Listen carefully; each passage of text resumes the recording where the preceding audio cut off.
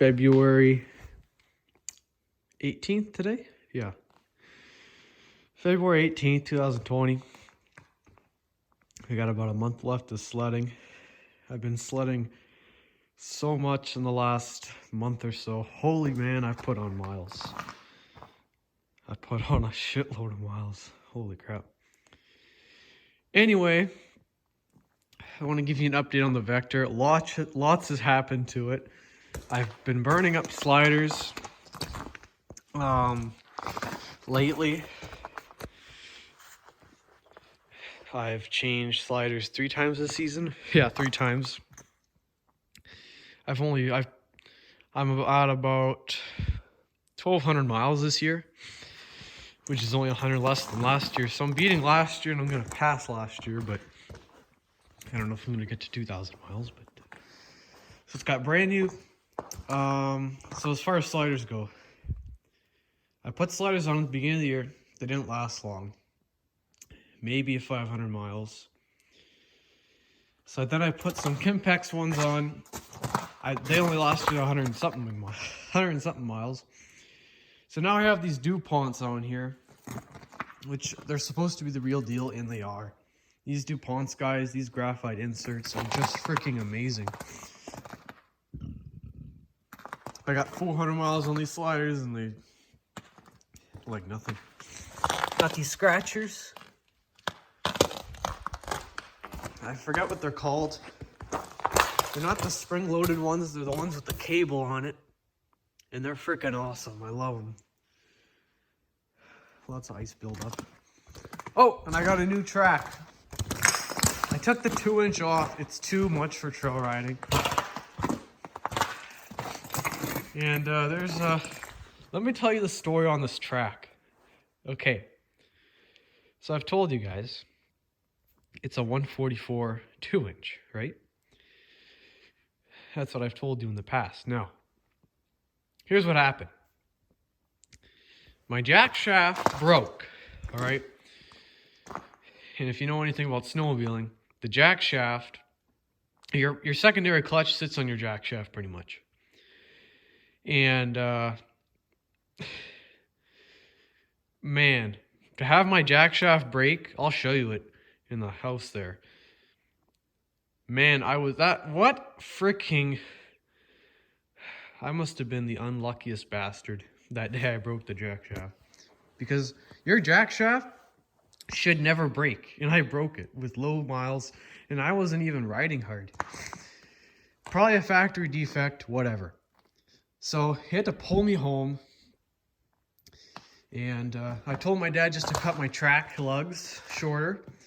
But he's like, yeah, screw it. I'll just get you a new track. So, of course, it's a 144, right? Or it's a 144. So we put it advertised on Kijiji, $200 something, 144-inch track, 15 wide, 2-inch lug, with a 2.52 pitch or whatever, right? So we sell it to the guy, whatever. My dad orders a new track for the 1.35-inch lug, 144, whatever. The next day, the guy we sold the track to, he calls us back. He's like, hey, this isn't 144. This is 151. So we're like, what the hell? Are you sure? He's like, yeah, I measured it. I did the measurements. And he kept it, long story short. So my sled is in my dad's shop, hanging up. The track is sold. The wrong size track is coming. And he's like, oh, shit, I have to get this to Anthony before the weekend. So he has no track. So he calls up Tony Pinter, the guy he ordered a track from. He's like, hey, Tony, I need a 151, not a 144. And in case you don't know who Tony Pinter is, he lives in Manitoba, well, Winnipeg. And he's a Yamaha freak. He's got Yamaha everything. Every Yamaha sled you can imagine, he has it. And, so he got a 151, but he's like, I can't get the 3.5. I wanted the 1.35 Cobra. I couldn't get the Cobra with a 151 track because a 151-inch long track is an extremely rare track. They don't even make it anymore.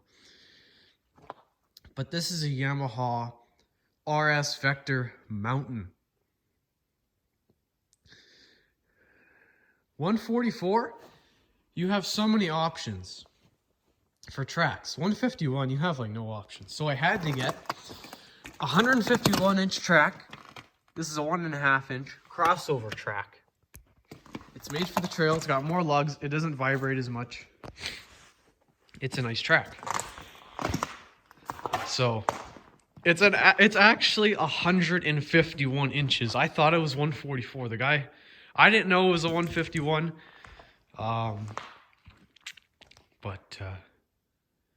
Yeah, I thought it was a 144. The guy who sold us these sleds, the other one's at home, he told us it was 144.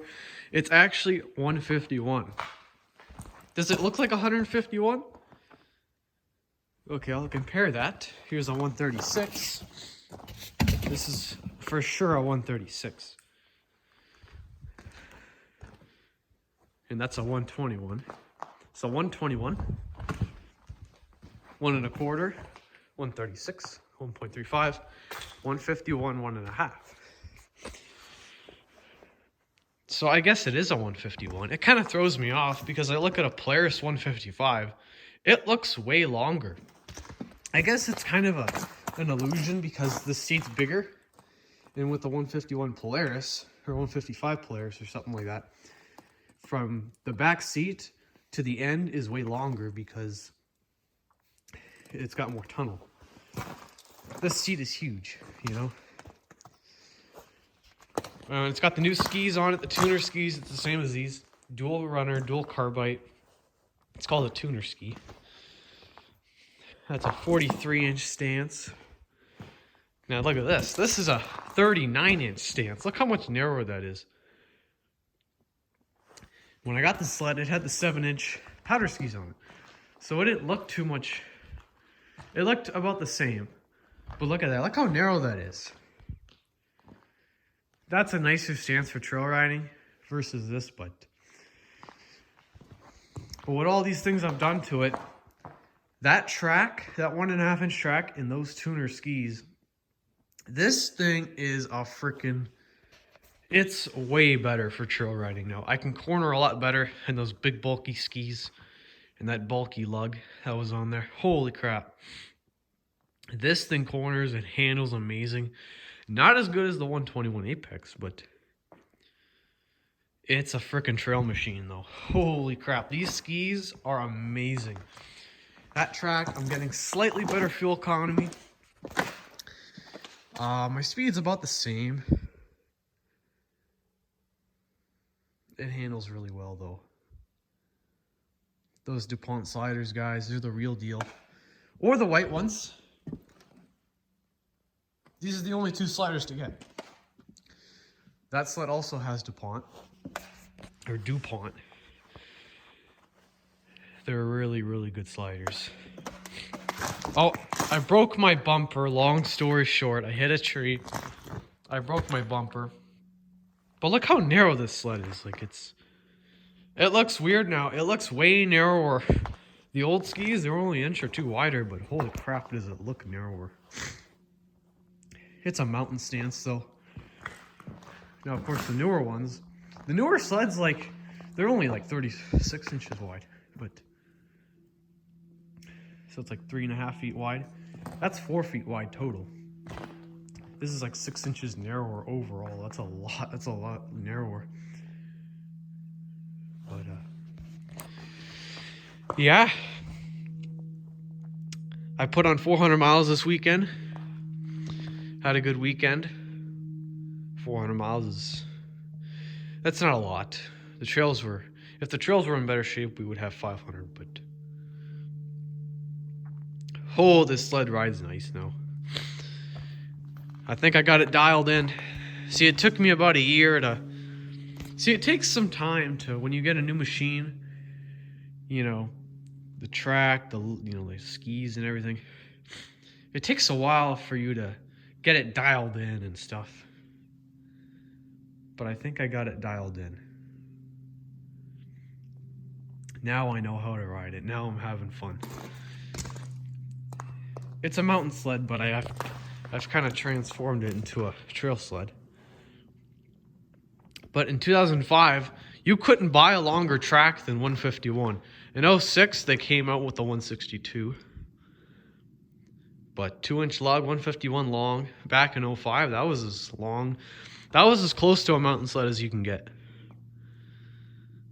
So, but yeah, the Apex is running good. The Powerhouse.